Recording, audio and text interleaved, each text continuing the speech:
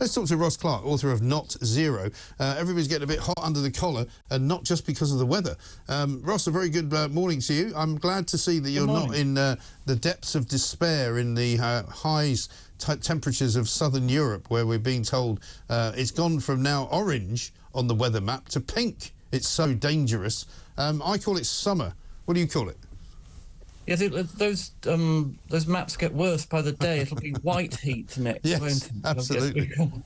Yeah, I mean, this month in Britain, at least, has been sort of rather cool and chilly, hasn't it? And, well, I'm looking out the window here, high above the River Thames, and I can barely see the city of London beyond Tower Bridge, basically. It's that bad.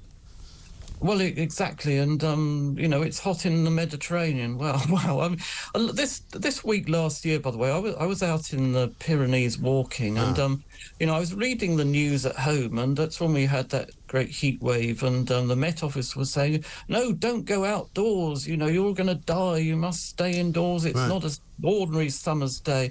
And I tell you what, down in the south of France, you know, I went walking in the mountain, in the hills, and lots of people with their kids were walking around. It was 37 degrees. It was hot, but it was, you know, you keep hydrated, you wear a sun hat and sun cream, and you can survive summer weather. Well, I mean, people forget, don't they, how depressing winter is in northern Europe, because we sit around mostly in the dark. Come sort of November time, and we don't really emerge from it until about late March, early April, and basically it's dark for most of the time. I go to work pretty much in the dark. I go home pretty much in the dark. It's cold, it's damp, it's miserable. You don't use the garden. You know, you very rarely actually sit outside at any point. And then suddenly you forget what it's actually like to feel the sun on your skin. And when the sun finally shines on you around about sort of late April, early May, you get sunburnt. You know, and that's what happens. And it's always happened, and nobody's died from it. And let's all just take life a little bit less seriously, should we? Well, we do. I mean, people do die of the heat. I mean, every summer there was excess deaths from the heat, mostly among elderly people who are, you know, but if the heat killed loads of people, everybody would die in Dubai every year, but they don't.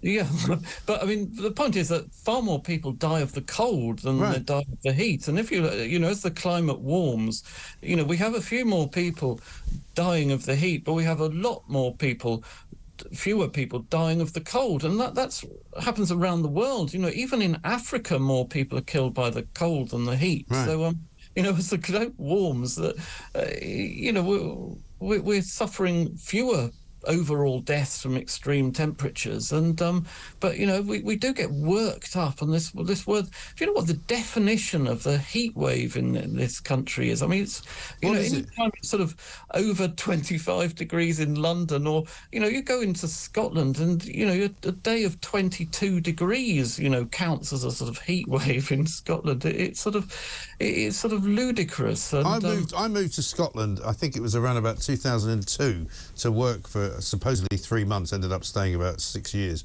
But so for the first month that I was there, which was June, it rained for 26 days straight.